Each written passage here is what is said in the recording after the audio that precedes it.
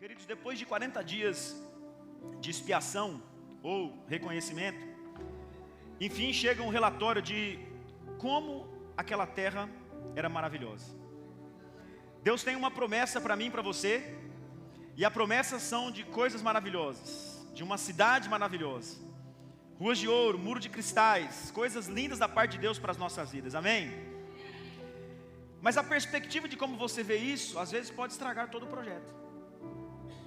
A maneira como você decide conduzir a sua vida até o cumprimento da promessa pode estragar a linha de chegada. Você pode, como dizem alguns esportistas, queimar a largada.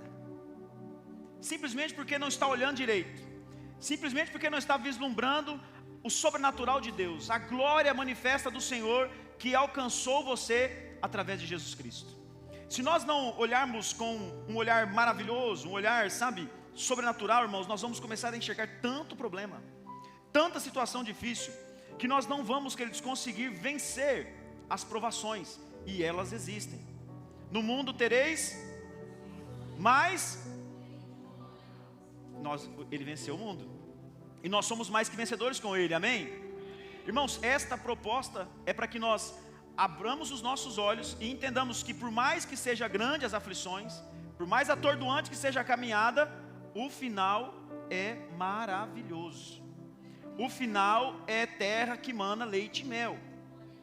A perspectiva de Deus, queridos, para mim e para você, é que nós subamos com corpos glorificados e vivamos na eternidade com Ele. Como é que você está expondo a proposta dessa terra prometida? Será que você está sendo pessimista?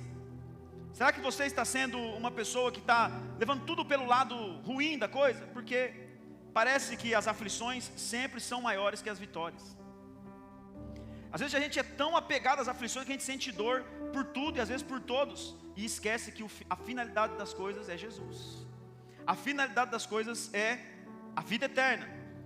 O início do relatório deles, irmãos, é positivo. Olha, nós fomos lá e visitamos a terra. A terra mana leite e mel, o lugar é bom. Mas os questionamentos sempre levam ao pessimismo. Sempre quando a gente tem um porquê, ou um mas, a gente vai reconsiderando a ação da liderança que Deus colocou sobre nós, ou para conosco. Olha, vamos fazer isso, olha, não sei, mas o pessimismo sempre vai ser desmotivador. Você ouvir alguém pessimista, irmãos, é algo terrível. Mas a terra foi vista como algo maravilhoso, um lugar excelente, que mana leite e mel. Só que tem problemas neste lugar. Quem não tem problema, querido? Se você não tem, daqui um pouquinho nós vamos despedir de você, você está subindo para a eternidade. O que mais nós temos é problema. Não, pastor, mas os meus problemas são diferenciados. Irmão, depende de como você vê as coisas. Se você está olhando pela perspectiva de Deus, eu te garanto, os seus problemas são sim transponíveis. Não importa o tamanho que seja esse problema. Se você está vendo as coisas pela perspectiva de Deus, o milagre está à sua porta. Se você está olhando na perspectiva de Deus, existem coisas sobrenaturais guardadas para você, mas você não pode ser pessimista. Para mim nunca dá nada dar certo. É uma choradeira, irmãos. Parece aquela galinha da Angola, não tem? Estou fraco. Pastor, me ajuda, pastor. Vou orar por você. Mais que isso, irmão, dinheiro não tem. Outras coisas que você precisa, nem médico eu sou para poder te ajudar. Não tem, nem moral direito eu tenho. Eu mando em casa e olha lá. Não tem muito o que fazer.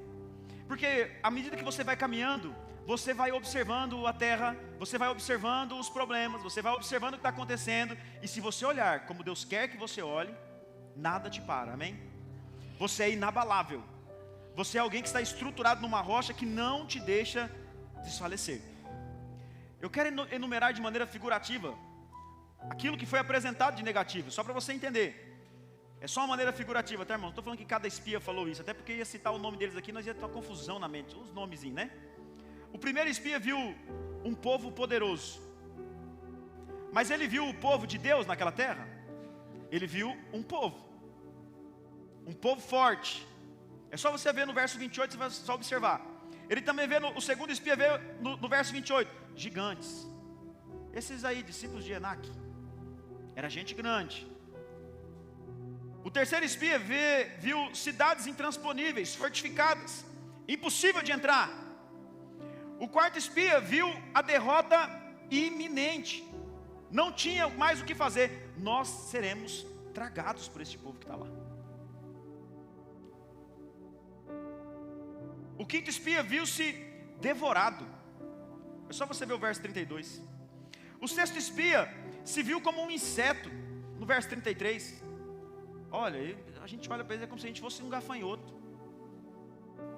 Tanto para nós quanto para eles. Não tem quando você vê alguém de longe, você fala, parece uma formiga. Mas ele estava falando isso com medo, porque ele entendia que a um passo contra o povo de Deus, eles esmagariam o povo de Deus. Ele se vê como um inseto. O sétimo espia se apequenou. Nós somos pequenininhos demais, mediante a um povo tão forte. No verso 32. No verso 31, o oitavo espia se sentiu fraco.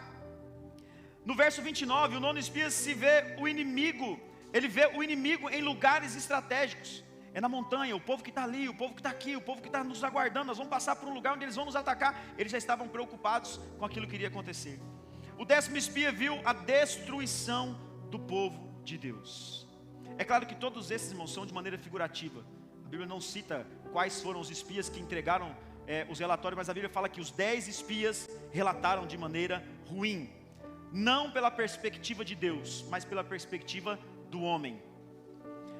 E eu deixei para falar sobre esse décimo espia aqui, a respeito dele ter vindo a destruição do povo de Deus, porque os 10 espias, quando voltam, eles deturpam todo o projeto de Deus.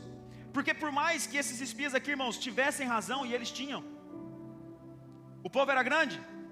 Sim. O povo era forte? Sim. Eles eram pequenos mediante exércitos tão grandes? Sim. As cidades eram fortificadas? Sim. Eles tinham razão, mas quem disse para eles que eles herdariam a terra? Foi Deus. Não foi só Moisés, foi Deus que disse para eles: vocês herdarão a terra que eu tenho para vocês. Pode chegar lá entrando, pode chegar lá que o lugar é de vocês, é para vocês tomar posse. Não, mas tem muito perigos. Olha, estão rondando a gente, estão querendo nos destruir. Este povo é muito grande, ao ponto de você trazer para dentro do conceito do povo que eles precisavam voltar para o Egito. Você vai aprender uma primeira lição aqui junto comigo, em nome de Jesus. Todas as vezes, irmãos, que nós olharmos fora da perspectiva de Deus, nós podemos conduzir a nossa vida e a vida de quem está olhando para nós de volta à escravidão. O povo queria voltar a ser escravo. Deus os concedendo liberdade, Deus os dando uma terra que manava leite e mel. Olha o tamanho do cacho de uva, irmãos. O trem era grande, 2 pessoas para carregar. Não é um negócio top das galáxias? Maravilhoso. Mas mesmo assim, o povo, quando se viu influenciado pelos espias, começam a manipular ou a planejar uma forma de voltar à escravidão. Você está vendo as coisas pela perspectiva de Deus? Muito cuidado com isso, você vai entender melhor isso ao longo da ministração. Como opiniões como essas, irmãos, fica difícil encarar os desafios. Opiniões que não são vistas pela perspectiva de Deus, deixa o desafio um tanto quanto mais perigoso, um tanto quanto mais difícil de transpor. Se eu e você não formos otimistas quanto à promessa que Deus tem para nós, nós vamos ver nossa vida e a vida de uma geração toda se perder. Precisa haver firmeza nos nossos lábios, nas nossas ações. Este foi o contexto que levou o povo, esses espias e toda a geração deles a ficar no deserto 40 anos, até que todos morressem. Até que todos morressem. Números capítulo 14, versos 1 a 4 diz assim. É só você mudar a folha aí, dependendo da sua Bíblia. Naquela noite, toda a comunidade começou a chorar em alta voz. Todos os israelitas queixaram-se contra Moisés e contra Arão.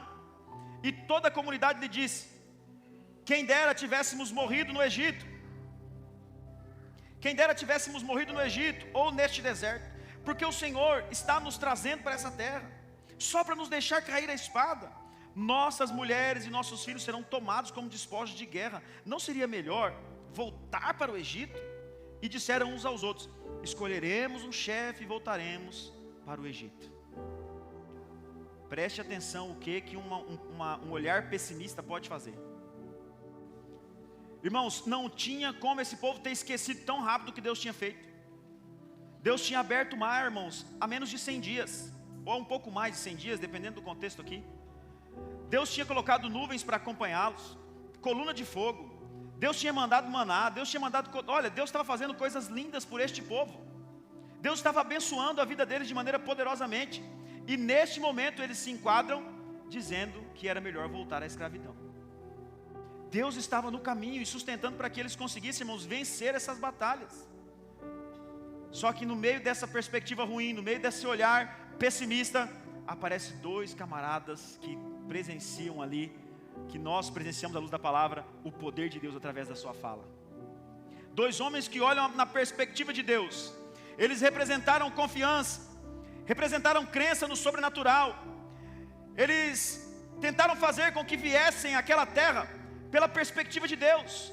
Gente, a terra é boa, a terra mana leite e mel, o Senhor é conosco.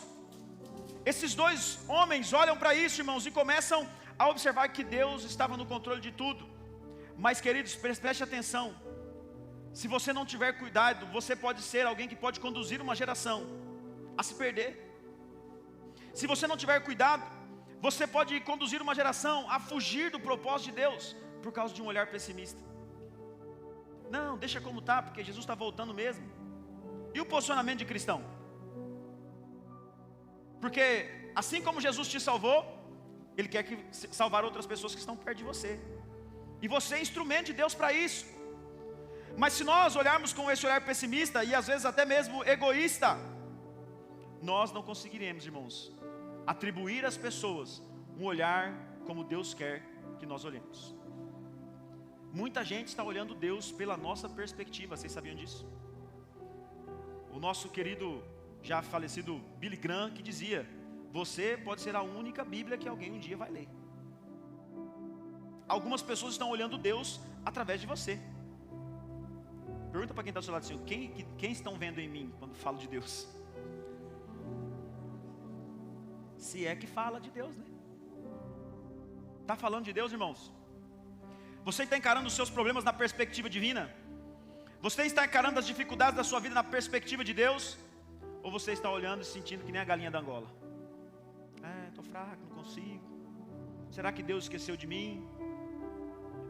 Essas frases às vezes podem reverberar, irmãos, na nossa fala, mas às vezes está dentro do nosso coração, internalizada. Coisas que a gente olha e fala assim: não vou nem lutar mais, porque não tem mais jeito. Olha, eu não vou mais, deixa para lá. Porque eu já tentei de tudo com essa mulher, tentei tudo com esse homem, olha, tentei tudo com esse vizinho. Esse povo não deixa, está condenado mesmo, vai, bora para lá. Vou suportar até Jesus voltar. Esta perspectiva não é de Deus. Essa perspectiva é tão humana que ela afasta as pessoas do plano de salvação que foi trazido a você e através de você deve ser anunciado. Se você não diz que Jesus Cristo te salvou, ninguém vai saber. Vão olhar para você e não vão entender a perspectiva de Deus através de você. Mas vamos a alguns pontos aqui, olha. Não havia necessidade, queridos, deles olharem com aquele olhar pessimista, porque Deus já havia dado aquela terra a eles. Era só eles possuírem. Vejam, contemplem a promessa, está diante de vocês. Olha, vocês chegaram na terra que eu prometi a vocês. Aonde que está isso? Números capítulo 13, verso 30. O próprio Caleb, ele corta o povo. Ele corta aquelas falas pessimistas e diz: então Caleb fez o povo calar-se perante Moisés e disse: subamos e tomemos posse da terra. É certo que nós venceremos. Vocês estão vendo como que é um olhar na perspectiva de Deus? Caleb viu as mesmas coisas que os 10 espias viram, irmãos. Gente grande, cidades fortificadas, lugares estratégicos para que quando eles passassem eles fossem atacados. Mas ainda assim havia nele um olhar à perspectiva de Deus. Deus havia dito: vocês vão tomar posse da terra. Deus não havia dito assim: quem sabe, talvez, mas se vocês fizerem isso ou aquilo. Não, a terra é de vocês, pode ir. Deus estava garantindo para eles, assim como Ele abriu o Mar Vermelho. algo impossível aos olhos humanos. Ele abriu o mar, atravessou o povo e disse assim: vou levar vocês para uma terra onde mana leite e mel. Chega na frente da terra, as pessoas começam a ter um olhar pessimista. Porque a terra sempre vai gerar, irmãos, em nós alguns obstáculos e provações. Mas qual é o seu olhar? O mesmo de Caleb? Deuteronômio capítulo 1, verso 8 diz: ponho esta terra diante de vocês. O livro de Deuteronômio começa contando sobre essa história. E como Deus havia dito para eles que eles assumiriam a terra. Ele fala assim: olha, ponho essa terra diante de vocês, entrem, tome posse dela, que o Senhor prometeu sob juramento aos seus antepassados, Abraão, Isaque e Jacó, e aos seus descendentes. Aí no verso 20 ele diz: então eu lhes disse, vocês chegaram à serra dos amorreus, ao qual o Senhor nosso Deus nos dá. Vejam, o Senhor, o seu Deus, põe diante de vocês esta terra. Entrem na terra e tomem posse dela, conforme o Senhor, o seu Deus, dos seus antepassados lhes disse. Não tenham medo, não se desanimem. Vocês todos vieram dizer-me: mandemos alguns homens à nossa frente, em missão de reconhecimento da região, para que nos indiquem por qual caminho subiremos e a qual cidade nós iremos. Quem mandou eles entrar na terra, irmãos? Foi Deus. Não havia motivos para pessimismo. Mas só Caleb e Josué conseguiu ver isso. E vocês percebem algo poderoso aqui? Não foi Deus que deu a ordem, no sentido assim: olha, chegando lá, Moisés, você reúne 12 meninos, um de cada tribo, e manda eles entrar para espiar a terra. Não foi Deus que falou isso. Deus permitiu. Quem foi que pediu? O povo. Eles já estavam desconfiados. O próprio Moisés cita isso em Deuteronômio. Ó, vocês pediram para chegar aqui, nós reunimos o pessoal aí, mandar lá para ver como que era a terra. A gente até entende, né, irmãos? Existia uma certa preocupação. Mas a ideia era voltar de lá, ou se caso não tivesse ido, simplesmente ter entrado e possuído, porque Deus tinha dado a terra, não tinha mais o que reclamar ou recorrer. Deus já estava no controle de todas as coisas, e Ele continua no controle de tudo, amém, irmãos? Não importa o tamanho do problema que você esteja enfrentando, Deus continua no controle de tudo. Se Ele te prometeu, Ele é fiel para cumprir. Se Ele te prometeu uma nova Canaã, vai acontecer sobre a sua vida. Qual é o motivo de tanta desconfiança? Pessimismo. Você está andando com pessoas que estão desmotivando você a viver o Evangelho? Se afasta dela. A própria Bíblia fala em Colossenses que nós devemos nos afastar de pessoas ociosas quanto ao projeto do Reino de Deus. Se você está caminhando com pessoas que não te conduzem a viver uma vida diante do Senhor, se afaste, em nome de Jesus. Tenha consciência disso. Porque você precisa, irmão, se aproximar do otimismo que a palavra de Deus nos condiciona. Nós vemos isso hoje na Escola Bíblica Dominical. Ele estará conosco até o fundamento das coisas, até a consumação dos séculos. Não há o que nós temermos. Enquanto nós estamos nessa terra, o projeto de Deus para nós é fazermos discípulos. Mas discípulos vão olhar-nos, irmãos, pela perspectiva de que nós estamos olhando. Se nós estamos olhando para essa terra com uma perspectiva humana, as pessoas vão ficar discípulos como nós, com medo. Oi, pastor, fizeram uma macumba para mim. Oi, pastor. Oi, então um trem acontecendo aí, o diabo aí. Praga alguma chegará à tua tenda, irmão. Não há mal nenhum que virá sobre você, porque você é lavado e remido pelo sangue de Jesus. A terra já está garantida a nós. Aqui é só uma passagem. Provações são para que nós sejamos aprovados, irmãos. Se você reprovar, Ele aplica a prova de novo. Ele é um professor bonzinho. Se reprovar, Ele aplica de novo. Pensa num Deus de misericórdia ao nosso. Ele é poderoso. A terra já está à nossa disposição, amém? Em segundo lugar, irmãos, Deus reconhece os seus pela fidelidade e humildade. Olha a reação de Josué e Caleb. Números 14, verso 6, ele diz: Josué, filho de Num, e Caleb, filho de Jefoné, dentre os que haviam observado a terra, rasgaram as suas vestes. Irmãos, rasgar as vestes aqui é reconhecer a misericórdia de Deus. Eles não rasgaram as vestes com raiva do povo. Eles rasgaram as vestes em clamor ao povo. Quando eles observam que aquela ação pessimista dos 10 espias tinha influenciado o povo a querer voltar para a escravidão, eles começam a se humilhar diante de Deus e pedir para que Deus tenha misericórdia. Humilhação, rasgar as vestes, não é porque o outro está pecando, eu estou com a raiva, que vontade de rasgar tudo. Não é isso. Rasgar as vestes aqui é você se humilhar e se colocar na brecha do outro, orar pelo outro, pregar o evangelho pelo outro, e ele ver um pequeno Cristo em você. Rasgar as suas vestes aqui, é você se humilhar até o ponto de a pessoa conhecer Jesus através da sua vida. Quem sabe, irmãos, tendo que levar um desaforinho para casa. Quem sabe tendo que ouvir ações ou reações pessimistas da população, e você ali firme mediante as provações, aguentando tudo e fazendo como o irmão Lázaro dizia, passando pela prova, dando glória a Deus. Eu vou passando pela prova, dando glória a Deus, glória a Deus. Esta é a máxima do cristianismo, irmãos, porque provações são uma realidade para nós, mas a graça do Senhor está sobre a nossa vida. Isso nos basta, isso nos satisfaz, isso nos mantém de pé, queridos, em nome de Jesus. Rasgue o seu coração por almas salvas para a glória de Deus. Rasgue o seu coração, aquebrante o seu coração. Tenha a humildade de reconhecer que você foi chamado para reconciliar pessoas a conhecer o Evangelho de Cristo. Rasgue a sua vida, rasgue o seu eu, rasgue o seu orgulho e ponha em prática, queridos, uma perspectiva da visão de Deus para com as pessoas. Olhe para as pessoas que às vezes são rotuladas como pessoas que não têm mais jeito e fala assim, olha, Deus tem algo poderoso sobre a sua vida, a misericórdia de Deus está sobre a sua vida, e eu estou aqui para dizer para você, Ele vai te salvar em nome de Jesus. Rasgue tudo aquilo que está impedindo você de caminhar, mas não é por raiva, é por clamor. Não é porque você quer bater em alguém, apesar de dar umas vontades, de vez em quando você se segura, né? Você fala, ô miséria. Aí você respira fundo e fala, Senhor, tem misericórdia, porque aquela pessoa que me ofendeu precisa ter um encontro com o Senhor Jesus. Deus quer te usar para isso, irmãos, em nome de Jesus, amém? Terceiro ponto é que a perspectiva de Deus é que nós vejamos a promessa como algo excelente.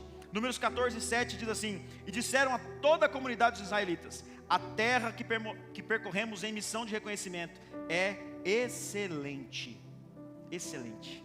Irmãos, os obstáculos não podem diminuir a grandeza de Deus. Os obstáculos não podem dizer que Deus é pequeno. A terra que Deus prometeu para nós, ela é excelente. E nós não podemos olhar para um problema e conduzir ele para a nossa vida como sendo intransponível.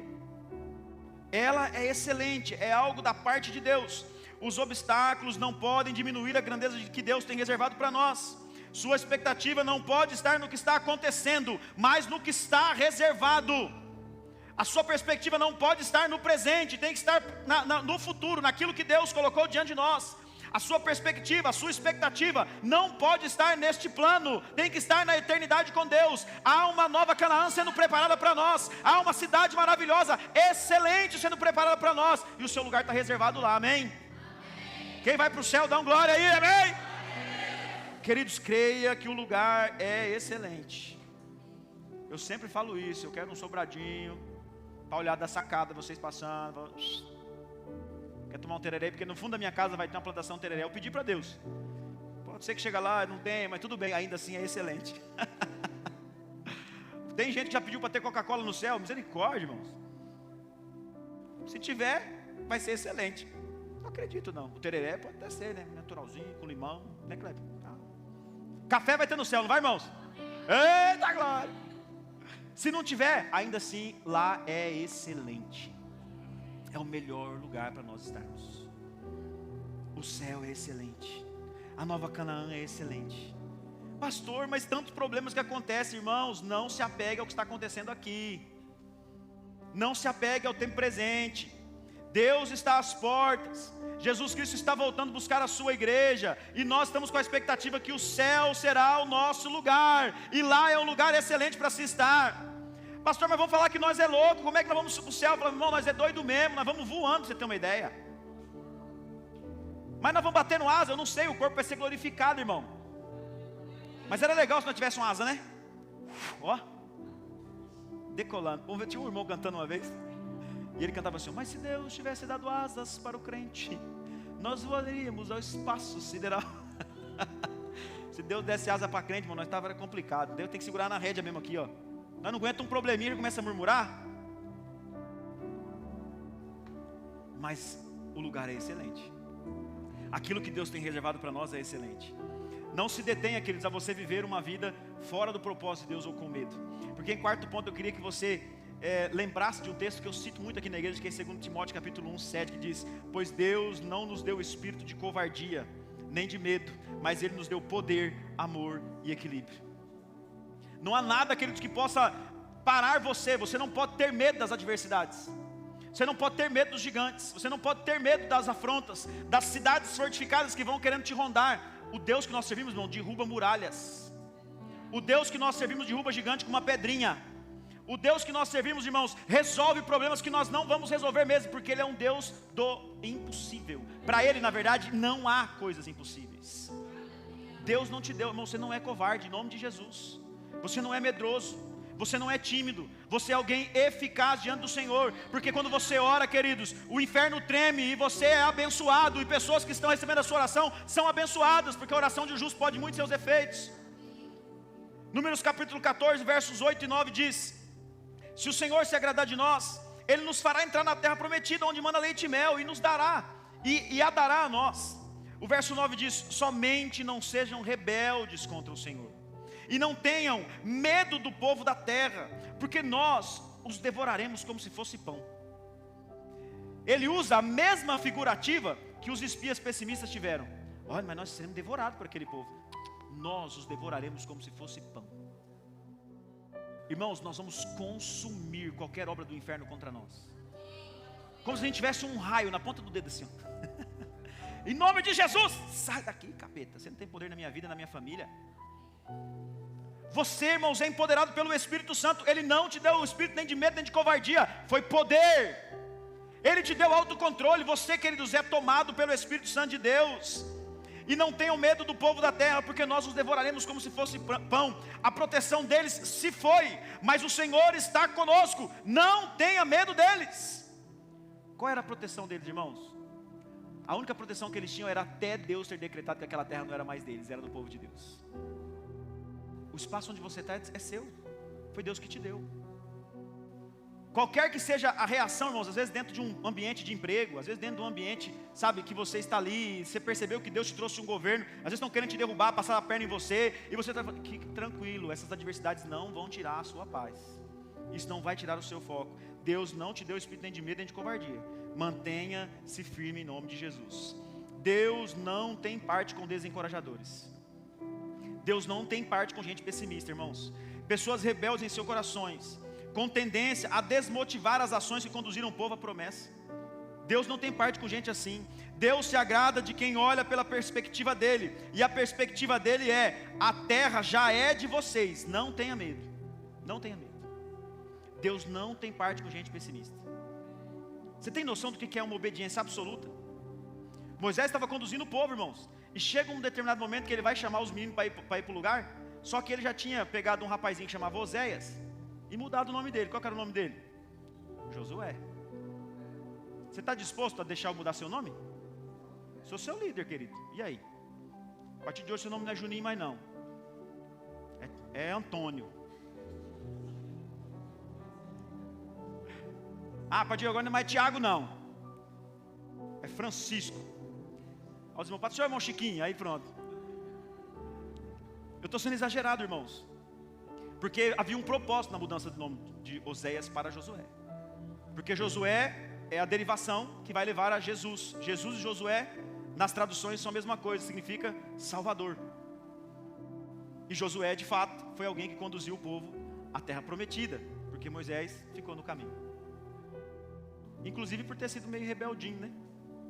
A rebeldia nunca vai nos levar, irmãos. A rebeldia nunca vai nos conduzir a um propósito com Deus. A questão é você se posicionar agora como alguém corajoso, que mesmo que estejam dispostos a conduzir você da maneira que você não quer, dentro do viés bíblico, é claro, sem heresia, sem às vezes levar você por um lado onde você vai ter que interferir em princípios bíblicos, mantenha-se firme, posicionado, porque pode ser que sim, que você tenha que mudar de nome. Pode ser que o próprio mundo rotule você de algo que vocês nem queriam. O crentinho, né? A gente na escola, hoje em dia o bullying é mais raso, mas na minha época era o crente da bunda quente. Olha o irmãozinho lá. Olha o filho de pastor, tirava onda. Eu já contei isso aqui na igreja. Um menino uma vez falou para mim assim: seu pai, ele é muito bom de pedir oferta na igreja. Eu falei: como é que você sabe? Você nunca foi na minha igreja? Ele falou: seu pai faz bem assim, ó. Ele fala assim: irmãos, pega a sua oferta aí, joga o dinheiro para cima, o que Deus pegar é dele, o que cair no chão é meu. Olha, irmãos, eu sofrendo bullying. As pessoas vão às vezes nos rotular, mas qual é a perspectiva? como você está vendo essas tribulações, essas angústias? Porque hoje, irmãos, eu olho para tudo isso e vejo como Deus me fortaleceu, como Deus me capacitou, como Deus estava me moldando no meu ministério, como que algumas coisas, sabe, alguns nãos do meu pai, algumas negativas da minha mãe, alguns puxões de orelha dos diáconos da igreja, algumas coisas que eu passei ao longo da minha vida serviram para que eu fosse forjado um pastor para a glória de Deus. E às vezes você, quando puxa a sua orelha, ai não, pastor, não vou mais, não quero mais, o senhor não me ama. Eu amo, irmão. E a correção é, às vezes, eu tenho que mudar seu nome, mudar seu ministério, mudar seu cargo.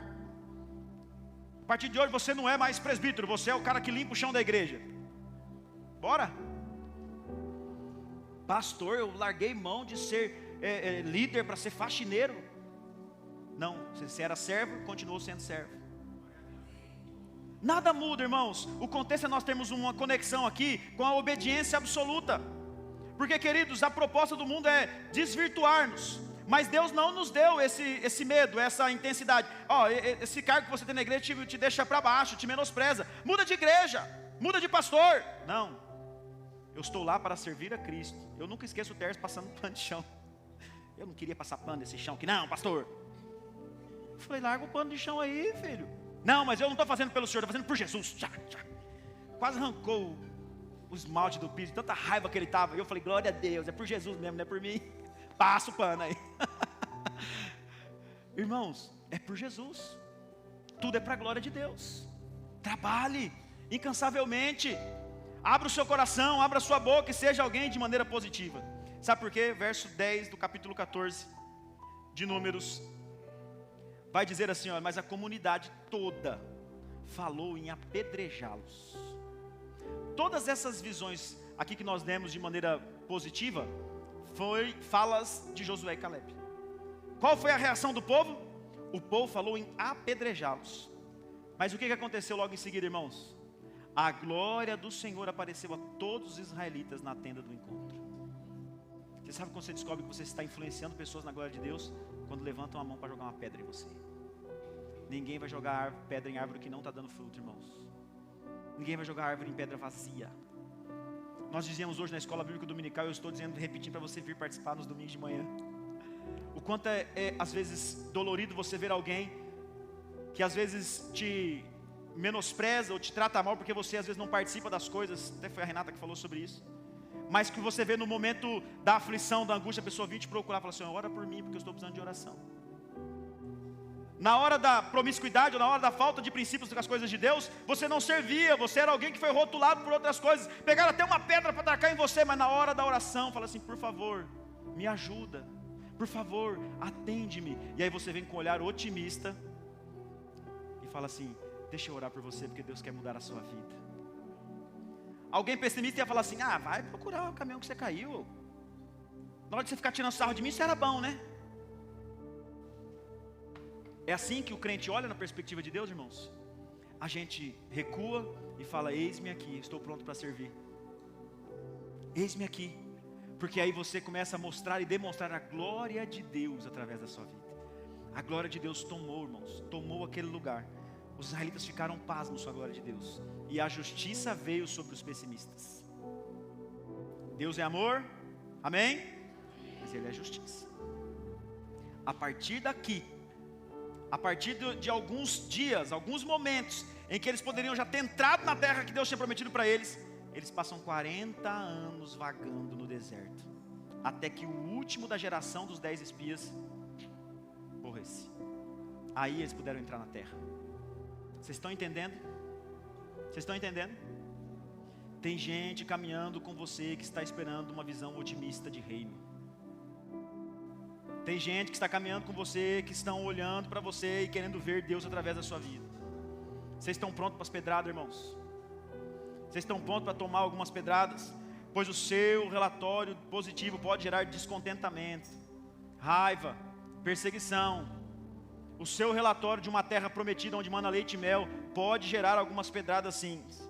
Uma série de consequências abateu sobre o povo de Israel. Os mais velhos que acharam que os seus filhos se tornariam despojos de guerra morreram no deserto e os filhos entraram na terra prometida.